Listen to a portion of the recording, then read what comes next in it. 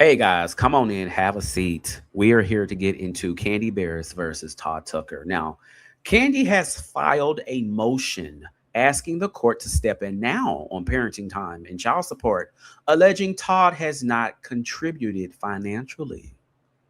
Y'all ready to get into the details? Let's read these court documents, shall we?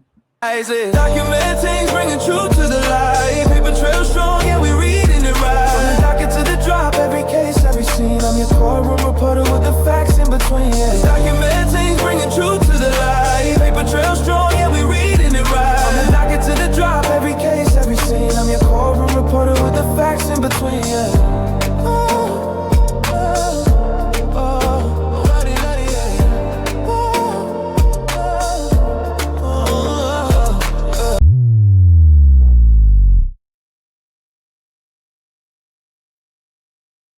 All right, y'all already know about my copyright disclaimer under section 107 and also my QR code direct link to my X page.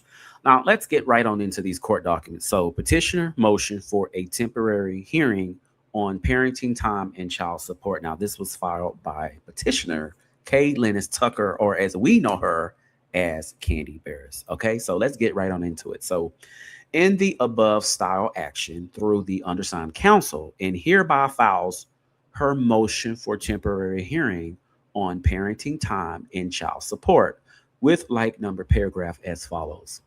Okay, so petitioner filed her petition for divorce on November the 21st of 2025 in Fulton County Superior Court. The parties are the biological parents of the two minor children, A. Tucker and B. Tucker. One was born January of 2016, which was a male, and then the female was born November of 2019. The minor children have significant monthly expenses that include but are not limited to nanny, child care expenses, tuition related expenses, extracurricular activity expenses, birthday parties, medical expenses, travel expenses, and maintenance daily expenses. The respondent has failed to contribute financially in. Ooh, Girl, we got some tea. Right? Get some tea. We got some tea, y'all.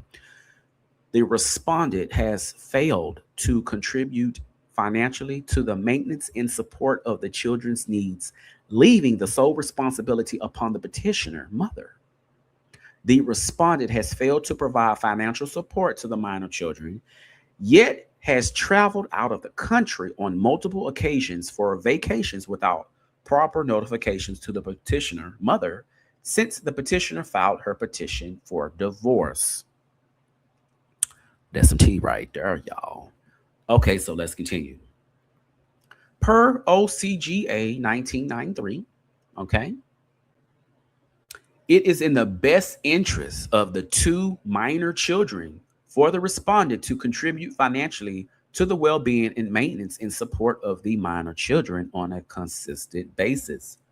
The respondent is a self employed entrepreneur who possesses the earnings and earning capacity to financially support the two minor children and make financial, as y'all can see there, contributions to the children's expenses.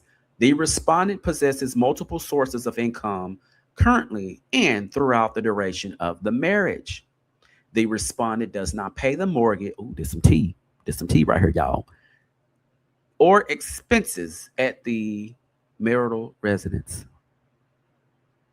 The respondent does not exercise parenting time with the minor children on a significant basis, despite the facade of his 2 to 3 minute social media videos chronicling his daddy daycare on his social media platforms.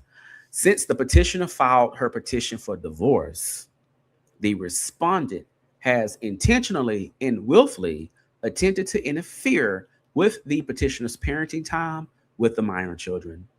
Specifically, during the recent Christmas holiday break, the respondent attempted to prohibit the children from traveling to New York to visit the petitioner, even though she had previously incurred cost of travel for the children and provided the respondent with significant notice of her intent to exercise parenting time during the children's designated holiday break. Do y'all see that?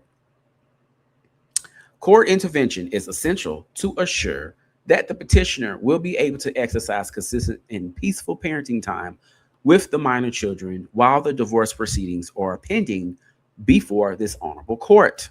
The petitioner requests that the court issue a temporary parenting plan that affords the parties with respective scheduled parenting time with the minor children on a temporary basis. The petitioner requests that the temporary parenting plan also includes a plan that addresses how the parties shall split time with the minor children during upcoming holidays and academic breaks. Y'all see that? All right, let's continue. The petitioner has already traveled itineraries for the children for their upcoming spring break. Therefore, she requests that she be awarded parenting time with the minor children during their upcoming spring break during even calendar years on a temporary basis. The petitioner requests that the court schedule a hearing to address the issues of temporary child support and parenting time at the court's earliest available date for consideration. Wherefore, petitioner respectfully requests that this honorable court, one, issue a rule, and as y'all can see that word right there, Rule Nisi. Now, Rule Nisi is a conditional court order that becomes final on a set date unless a party shows significant cause or a valid reason for the court to prevent it from becoming absolute.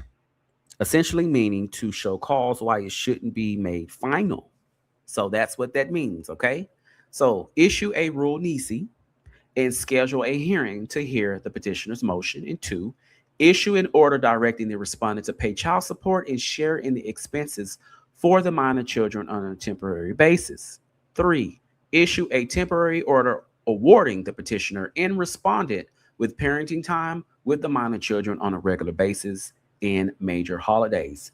Four, issue a temporary order awarding the petitioner parenting time with the minor children during their upcoming spring break. In five, grant any other relief to petitioner that is just and proper. And this was filed on the 8th of January of this year.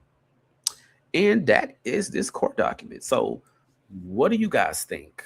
This seems like this divorce situation is getting quite amped up, and we're starting to see a lot of things unfold. Now, in my next video, I will have a conversation because I do have the other court document pertaining to Todd. Okay. Now, this is Todd's response, and I will be going over this particular court document as I mentioned in the next video. Husband response and objection to petitioner's motion for confidentiality order and motion to seal and brief in support thereof. Because as y'all do know, Kandi did file to try to get the whole case sealed, but he's trying to fight this. So we'll be going over this in the next video. And I appreciate y'all so much. Thank you for joining. Thank you for watching. Like, share, and subscribe. And as I always say, when you lead with integrity, you never have to worry about somebody questioning your loyalty or your intentions. And with that being said, I'll see y'all in the next video. Y'all have a good one. Peace. Candy girl, keep